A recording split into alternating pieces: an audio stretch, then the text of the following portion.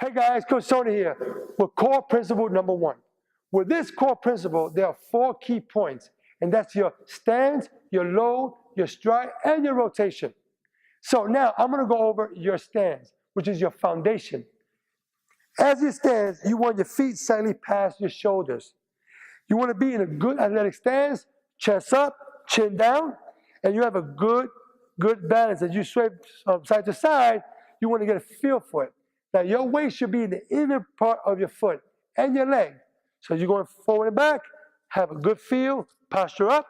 Now, I'm going to go over the load, and that would be when you're in a good balance position. Now, as you load, you load back, hands go back. You load, hands go back. Now, when your hands go back, that's what you call separation. Now, on your load, all you're doing is a weight shift from front to center and back to center. That's it. So, as you go back for your load, your hands are going back to separate. Now, the analogy here that I use would be that anything with force going forward, you must go back first. So that would be like taking a slingshot and pulling it way back and letting it go. That rock will have force going forward. Okay? If you have a bowling ball and you bring the bowling ball back, you generate power going forward, and what happens is you generate all that force going forward. What I'm trying to say is that the more you go back, the more force you're going to go forward. Now, this is your load, this is separation. Again, your load and your separation. Next is your stride. And your stride is very important because that's when it gets you into a power position.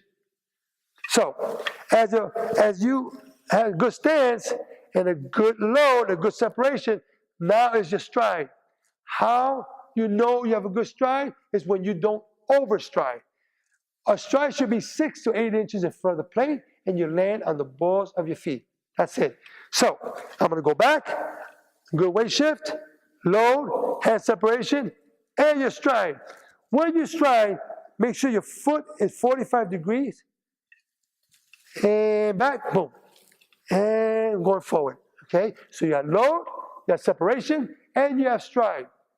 Once you stride and you get into your power position, now you're going to go into your rotation, and this is what gives force to the ball and to the swing. So as I load, as I separate, as I stride, I begin my rotation with the back side, and then the knee goes first, and then your hip goes. Your knee goes first, and your hip goes. Now, once your hip goes, you snap it, your hands are back, and your hips takes your hands towards the ball. Your hands are following your hip behind. One thing you don't want to do is take your barrel or your knob and bring it in front of the hip. So now you're out in front of the ball, you don't want to do that. Okay, so again, I want your good balance, your good load, your good separation, a good stride, and a good rotation with your hands back and your hands whipping right behind the hip as you go forward. Okay, so now, these are drills that you could do at home in front of a mirror. And when you're in front of the mirror, you create what we call a checklist. And the checklist is something that you can become your own coach. As you go step by step and you're in front of the mirror, now what happens is you're looking at the mirror, and as you have a good balance, you can see yourself through the mirror and you can feel for yourself. Second, as you load without swinging, as you load, you can feel and you can see yourself going back, and you can check it. Next will be your stride. So now when you go back and you load and you stride, you stop and you look around and you check yourself and make sure that you are in a good position. And then last will be your rotation. So as you go back, good stance, good load, good separation, good stride.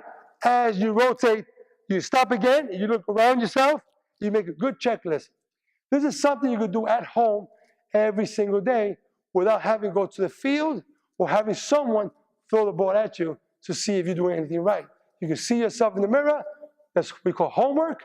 So therefore, this is core principle number 1. I'll be back with core principle number 2.